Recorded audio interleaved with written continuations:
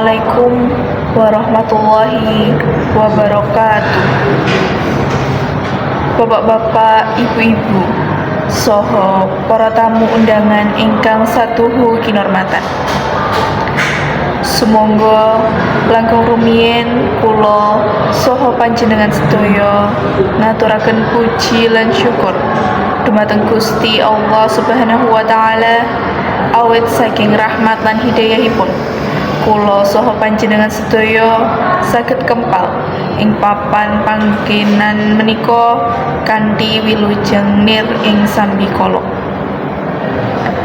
Para rawuh ingkang winantu ing pakurmatan, kados ingkang sampun kula saha panjenengan sedaya mangertosi, pilih ing dinten menika kula saha panjenengan sedaya ngawontenaken upacara adat Rebo Pungkasan utawi Rebo Wekasan. Tradisi menika minangka warisan saking para leluhur ingkang tansah dipun uri-uri. Ancasipun boten sanes inggih punika minangka panyuwunan dumateng Gusti Allah supados kula saha panjenengan sedaya pinaringan keselamatan, kautaman saha kaparingan kegiatan tolak bala nyenyuwun tebih saking sakatahing musibah lan penyakit. Langkung-langkung ing wulan Sapar menika lumantar donga sesarengan lan amalan kesaenan kula saha panjenengan sedaya ngajab mugi-mugi desa kula saha panjenengan sedaya tansah ayem tentrem gemah ripah loh jinawi.